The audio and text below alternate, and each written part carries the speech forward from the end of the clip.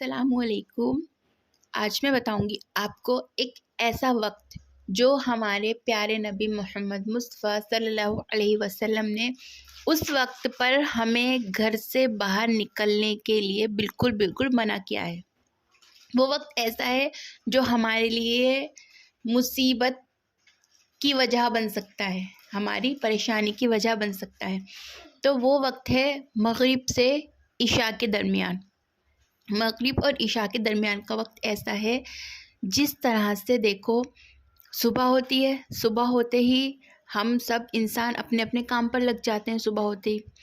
इसी तरह जो जिन्नात होते हैं, जो बुरी बलाएं होती हैं, जैसे ही मगरिब का वक्त होता है उस तरह से वो भी अपने अपने काम पर लग जाती हैं। तो वो वक्त जो होता है मगरिब के इशा के दरमियान का, वो इन्हीं का वक्त होता है, बुरी बलाओं का, जिन्नातों का। तो ये क्या करती हैं, इनका अगर किसी पर दिल आ जाता है, मान लो ये उनको परेशान करना शुरू कर देती है। मतलब इस तरह की कंडीशन हो जाती है कि इंसान का इलाज होना मुश्किल हो जाता है। इतना मुश्किल हो जाता है कि वो इंसान गुज़र भी जाते हैं। ये बुरी बला इतनी ख़तरनाक होती हैं और मैंने तो ख़ुद देखा भी है।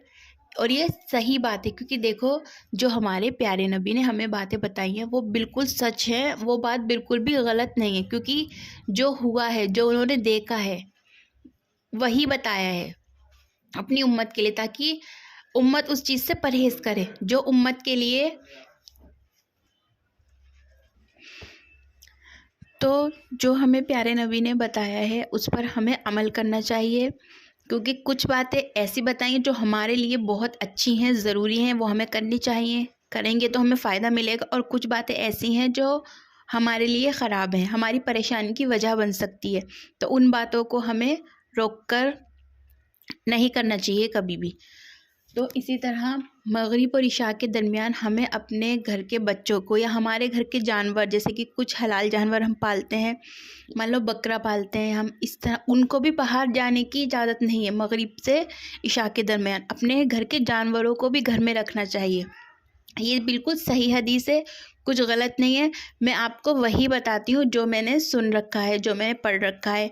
और देखो, मैं कोई ऐसी हदीस भी नहीं बताती छोटे मोटे लोग बता देते हैं इस तरह के, नहीं।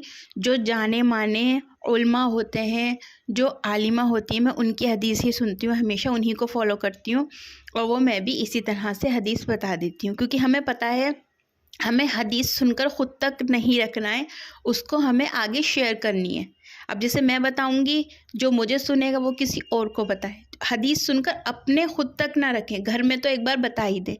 जैसे आपने सुना होगा, जैसे कभी आप इज्तिमा होता है तो इसमें अगर हम जाते हैं, अपने घर आकर वो सारी बातें हमें बतानी चाहिए, जब भी फ़ायदा है। हदीस को अपने तक ना रखें, इस हदीस को फैलाना चाहिए, इससे सवाब मिलता है और ये सबसे अच्छा काम है, हदीस को फैलाना। तो इसी तरह मैंने ये बात सुनी, फिर मैंने सोचा मैं भी इसके ऊपर वीडियो बनाऊंगी। और इस तरह से जिन्होंने नहीं सुना होगा, जिसको नहीं पता होगा, मगरिब और इशा के दरमियान का टाइम बुरा है, उस टाइम पर हमें नहीं निकलना चाहिए।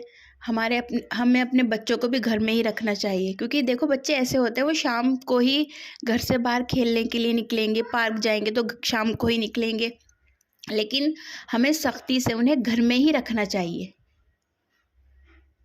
बच्चों को समझाना चाहिए कि ये टाइम बुरा है, इस टाइम पर आपको कुछ गलत हो सकता है।